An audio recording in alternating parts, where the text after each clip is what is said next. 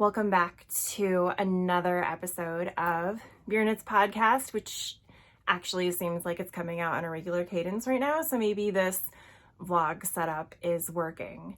So I have a ton of stuff to show you this time around, and that means I'm just gonna dive in. So you enjoy. Last time I was drinking a cup of tea, I think, but this time, true to my name, I have brought a beer for us to enjoy together. And I picked this one because it's this little brewery that we randomly found on our honeymoon. It was kind of in an out of the way place.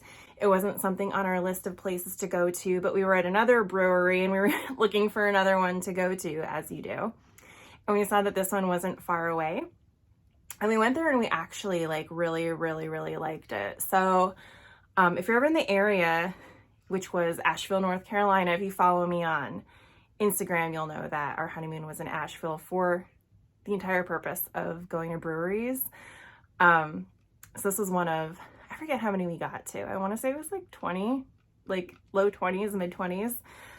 This one's called Turgua Brewing, and it's on like this big property of land.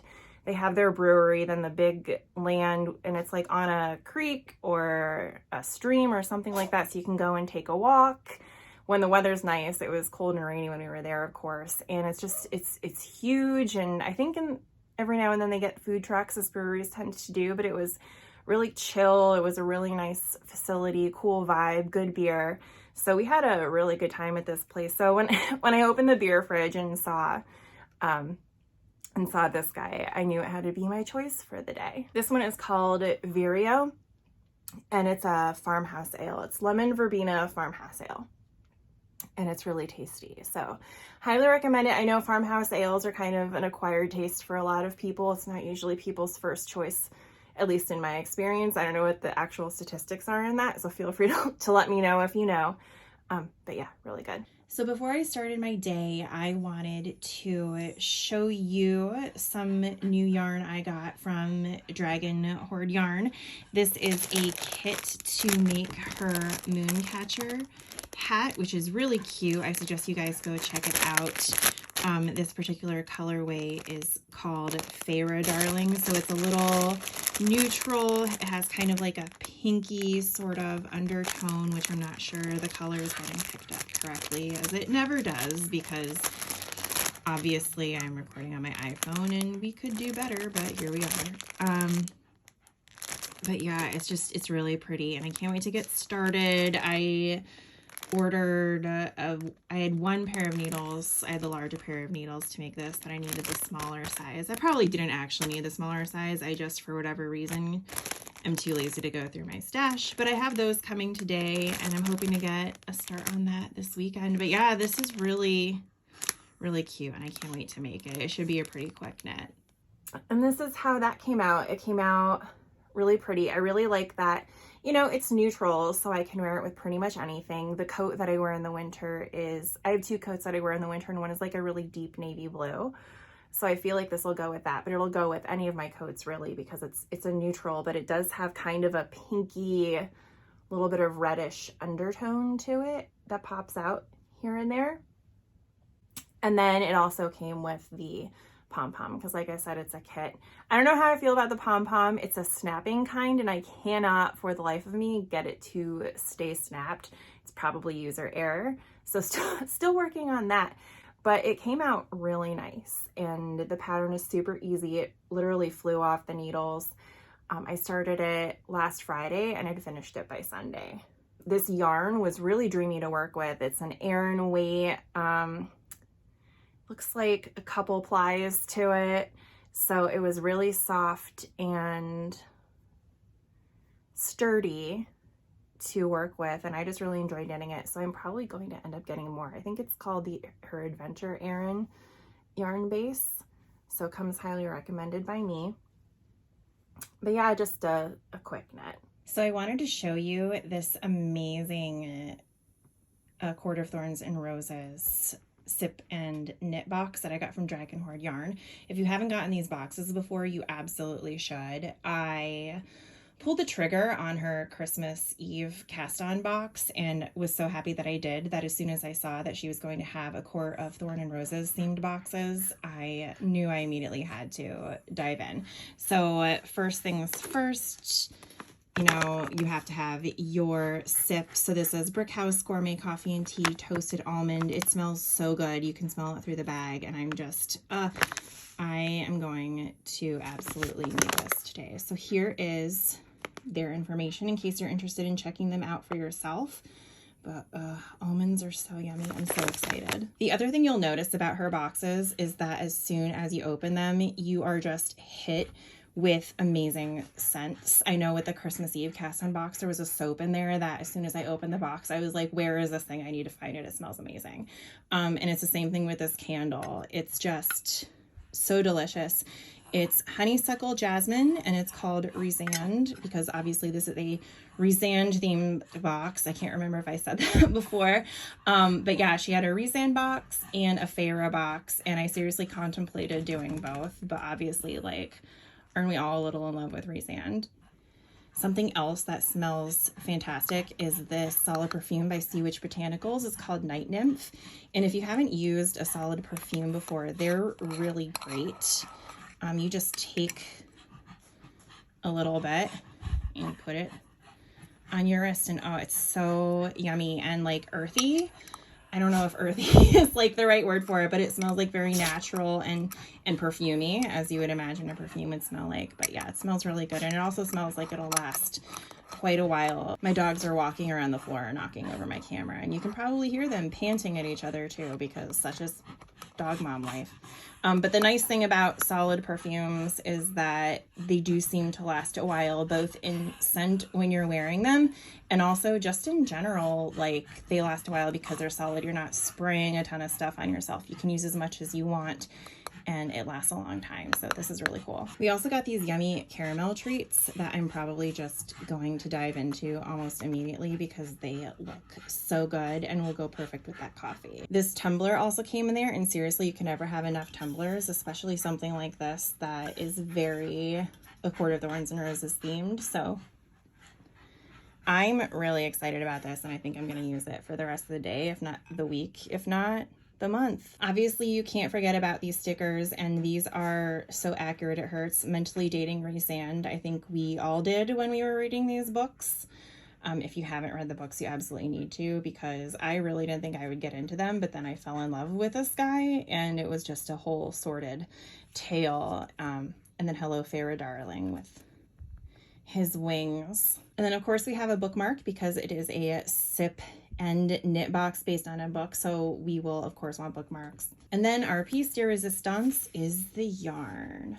This is called You Are Breaking, and I couldn't find another way to save you. Oh, this book is so good, and this yarn is so pretty and definitely matches the theme. It actually reminds me of his wings a little bit, the way that the yarn is kind of shimmery and has like the blacks and the purples and the blues. Like, it just, to me, makes me feel like it's what his wings would look like, if that makes sense. It's so pretty, and I can't wait to use it. Last night, I finally finished my Chalography. It was a labor of love, obviously. So hopefully at some point today, I'll be able to engage in a little block party. When this gets finished, these colors in between should, and by finished I mean blocked, these colors in between should stretch. So they're way more obvious and visible. And like all of his shawls, I think it's going to spread a bit. These rows at the end took forever. But it was something to do every night when Scott would come home and we'd put a show on. I would just sit down and knock a couple rows out, and here we are. So a lot of people complained about this crisscross section. I wouldn't say it was necessarily fun.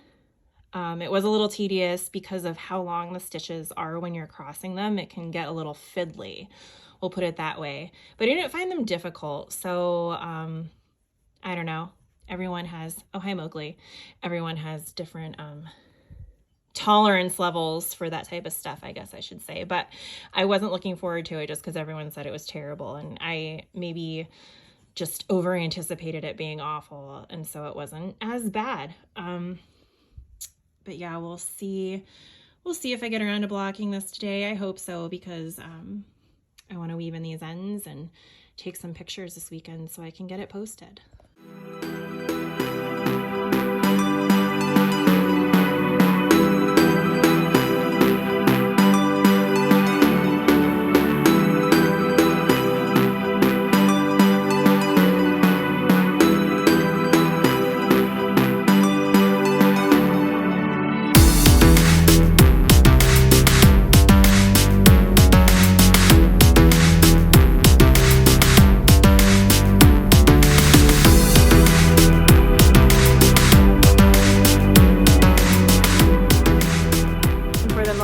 Have been waiting for. Here is my finished Chalography, and I love it. You know, Stephen West stuff is one of those things where, like, as you're working it, especially his mystery knit-alongs, like, as you're working it, you're like, I don't know where this is going, dude. Like, I don't know how I feel about it. And you kind of get sick working it toward the end, because once you get to the end, you've got like usually 1,000 or more stitches on your needle, so it takes you like a week, not a week, but like in an entire night that you're knitting, you might do a couple of rows, and it gets very frustrating that way.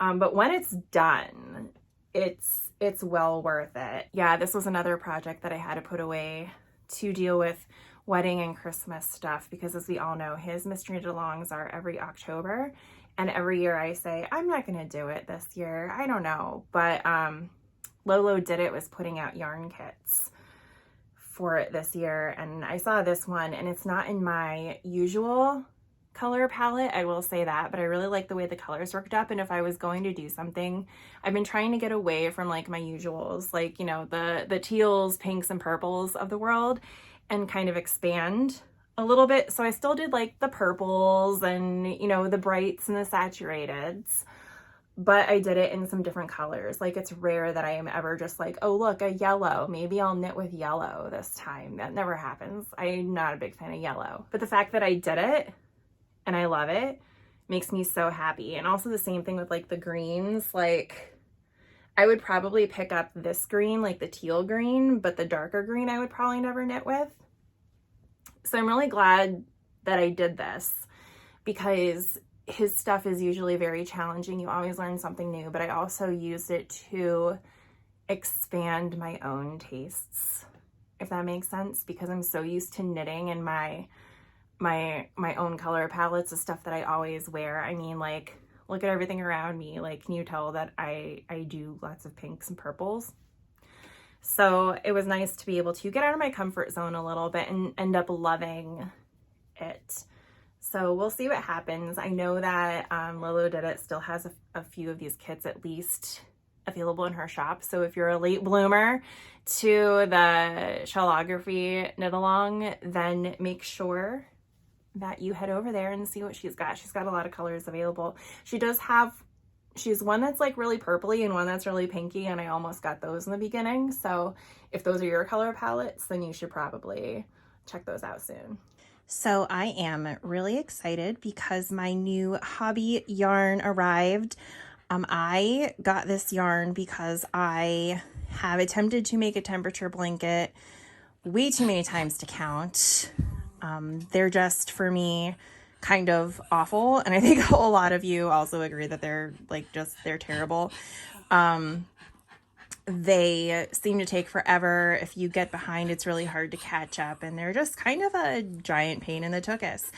So that said, however, I have been watching Tony from TL Yarn Crafts a lot, and Ziggy, does that taste good?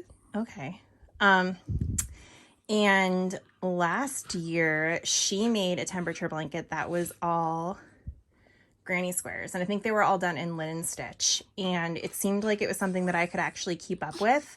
You know, if we reach the end of the month and I'm behind, I can very easily catch up on a Sunday afternoon or something like that, and I couldn't resist.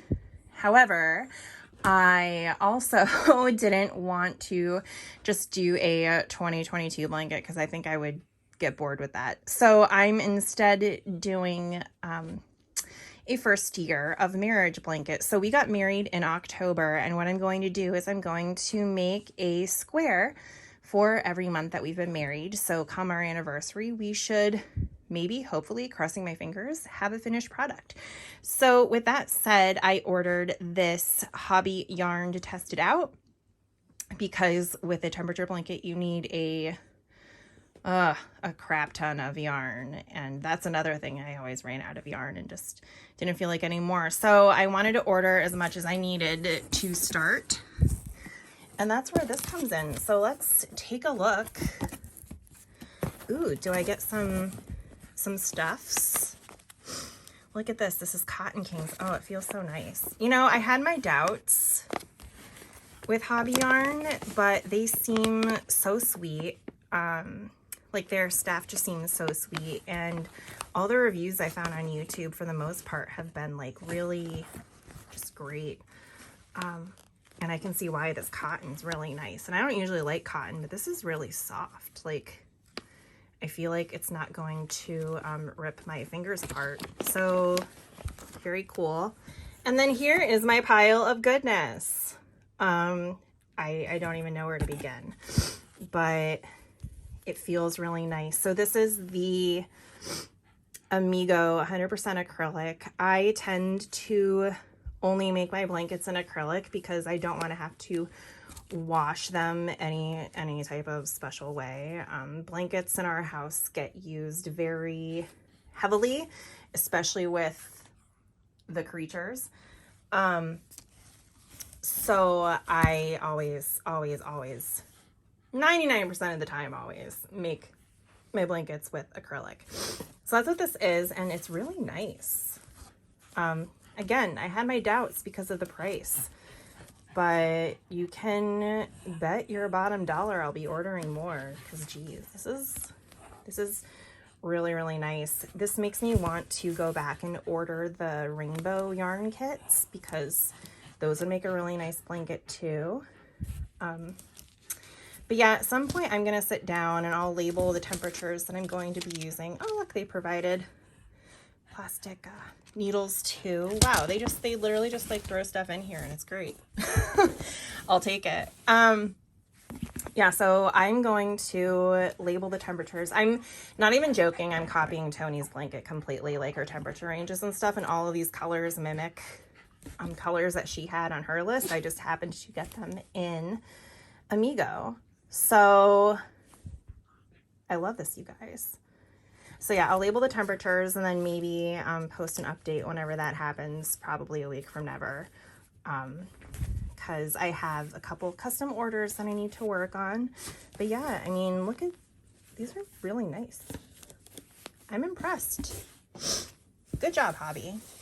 This is now where I am with my temperature blanket. And I can't remember if I said in my last video, and I'm too lazy to look it up for reasons, if I said that this is going to be an anniversary blanket for us. So I actually started it at October 23rd, which was our wedding day, and then expanded it from there. So you can see that October 23rd to November 22nd was, I don't know, the temperatures were wilding out apparently because this is kind of bonkers. And then I did 2 rows of a white border. So when I go to sew them together, we'll see what happens. I did crocheted in the back loop for the second row, so there'll be a little bit of texture when I go to, I might crochet them together so that there's like a strip going up, but we'll see.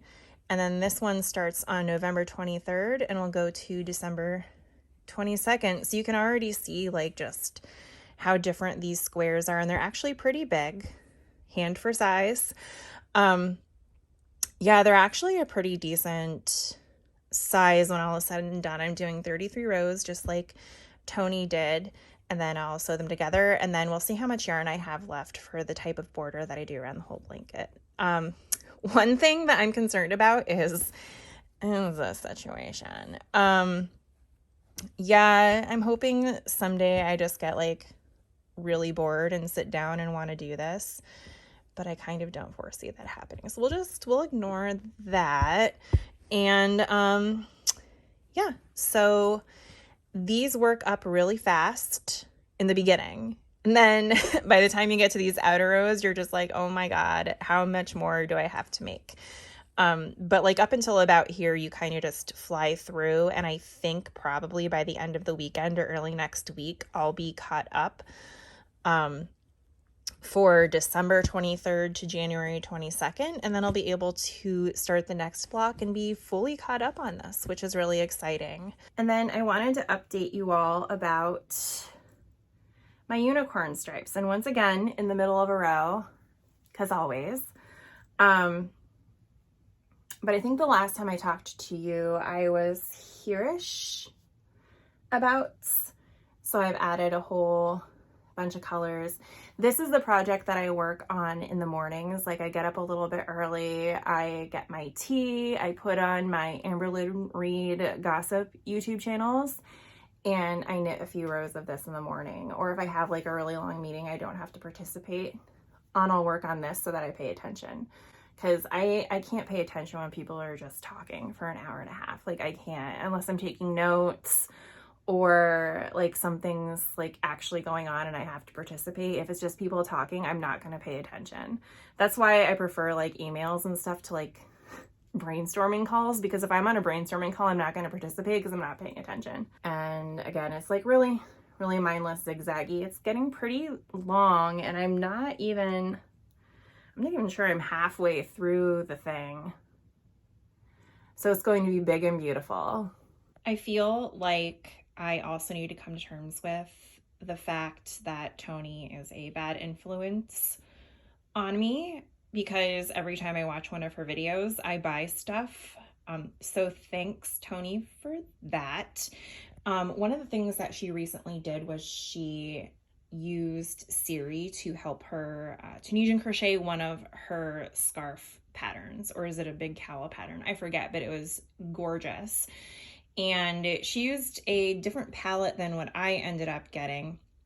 Hers was very like blues and greens and just super pretty, but I of course saw this sunrise and sunset version, and you know, there was no turning back. So it's been a while since I've Tunisian crocheted, so I ordered my Tunisian crochet hook that we will need to make this, obviously.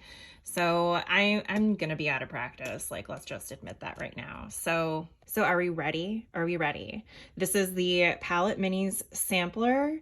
So just so you know, Palette is a fingering weight wool and it comes in 150 different colors. And this box contains like 50 of those, allegedly. So, oh my goodness, this is gonna be amazing. It turns out that my phone is the worst and I didn't record any of the actual unboxing of this, but it's never too late, right?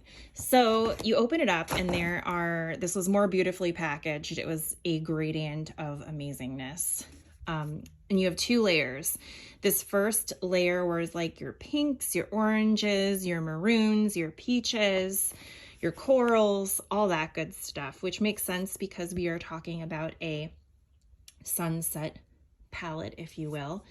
And then if you get rid of all these beautiful colors, which we would never, I love you, yarn. It's okay. You'll be back. If you move the first layer, this is what it actually looked like, was this gorgeous gradient of fabulousness. So as you saw, like the first color were like the warmer colors of your sunset, whereas the bottom layer would be the cooler colors of your sunset. You start out with like your blues and your purples, and then moved to some more like neutral colors like grays and very, very, very neutral browns. I wouldn't really say any were like a pure brown color. They're all kind of on the purpley side. Maybe this one, but even then. And then like some blacks and grays and things like that. So this would be like your more neutral piece versus the warm tones that we saw when we opened the box. So I think what I'm going to do is, Tony used Siri for her random number generator. I think I'm going to use Alexa. And maybe what I'll do is I'll make a similar video to what she did, because clearly I have no original ideas, but I just thought it was really cool. Just the way that she did the video and the way that it all turned out, I thought it was really fun to watch, and I would love to do something similar for you guys and, well, for myself. So I'm not sure. I most likely will not start this before the next installment of Beer Knits needs to go out, but I'll keep you guys posted moving forward on where this all goes, because I am so excited to work on this. I wonder maybe what I'll do. I can't use Alexa if I do it, but we have a wedding in Vermont in a couple weeks, and maybe what I'll do is this can be my car project, because I'll have 6 hours to kill there and back. So we'll see what happens, but yeah, I'm really excited about it. You guys should really check this out. Something else I wanted to talk about is that I am participating in the 2022 Knit for Food Knit Along, which is happening on Saturday, February 12th. And what's happening there is a bunch of knitters are getting together to knit for 12 hours and maybe feed the world. Essentially, we'll be fundraising for organizations like No Kid Hungry and a few others, and we'll have a Zoom link going where we can learn about those organizations. There's going to be some yoga, breakout rooms, things like that, so we can socialize with each other as much as you can during a pandemic like this. But I think it's a really cool initiative, so I'll be participating in it. If you want to either donate to my campaign or even sign up yourself and share that link with your friends to raise some money for these organizations, then I will leave a link below and you can go check it out and read more. I have finished a lot and have been working on a lot since I last left you, if you couldn't tell. I didn't show everything here just because I have a couple orders that I made that I either shipped out or I just don't really think it's worth talking about, or a secret Valentine's Day present that I'm working on for Scott, my husband. And he watches this, so I can't show him as much as he probably thinks that I would show and, you know, let the cat out of the bag, so to speak. But not today, Satan. So with that, I will say that I'm really enjoying this blog format for myself. It's kind of a pain in the tuchus to edit in some cases, but in general, it seems like I can update you throughout my week, so I'm not forgetting things when it's time to like come here and talk about stuff, because I tend to do that. I think we're going to keep this format, but again, let me know what you think in the comments. And if you like what I'm doing here, make sure to check out my coffee link, which I'll also leave in the comments. You can buy me a coffee, you can buy me a beer to try out on a future episode, no issues there. But ultimately, if you like what you see, then like, subscribe, check out the coffee link, and also make sure that you check out the Knit for Food link for the knit-a-thon that I'm going to leave in the comments. And I hope you join and that you have fun with me on February 12th. With that, I will leave you guys for another, I guess, couple weeks, and we'll see what that brings in terms of projects and knitting and other cool stuff. So I will see you all later. Bye.